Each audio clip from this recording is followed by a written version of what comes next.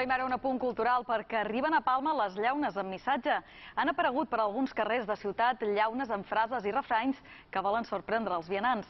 La repercussió a les xarxes socials ja ha convertit en tot un fenomen la feina d'aquests dos artistes, un d'ells mallorquí.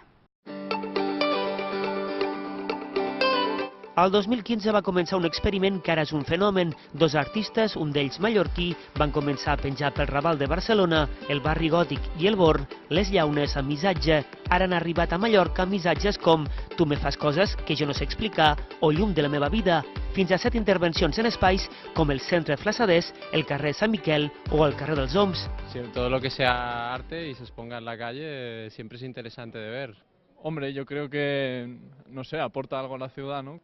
Me pareix una iniciativa molt original i superartística. Fins a 4.000 llaunes com aquesta han estat necessàries per crear fins a 400 intervencions entre Barcelona com a Palma. Aquí el públic ja l'està començant a descobrir i està fent les seves fotografies i les puja després a les seves xarxes socials. En aquesta pastisseria també volen dir la seva. Una de les intervencions és a la seva façana. Me parece muy bien que vengan y pongan estas cosas en las fachadas, que llenen de vida toda Mallorca, me parece súper bien. Lo único que considero que tendrían que pedir permiso lo que son los dueños de los negocios, de los locales.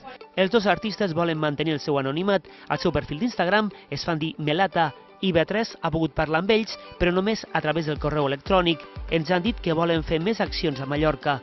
Un de nosaltres és de l'illa, així que tornarem segur. I segur farem més. Aquí i allà, on sorgeixi. El nostre somni és omplir el món de positivisme en llaunes fetes des del nostre amor. Amor a l'art, amor entre nosaltres i amor a tu. No volen donar la cara, però això sí, segueixen sent uns enamorats de l'art, de la vida i també de les llaunes.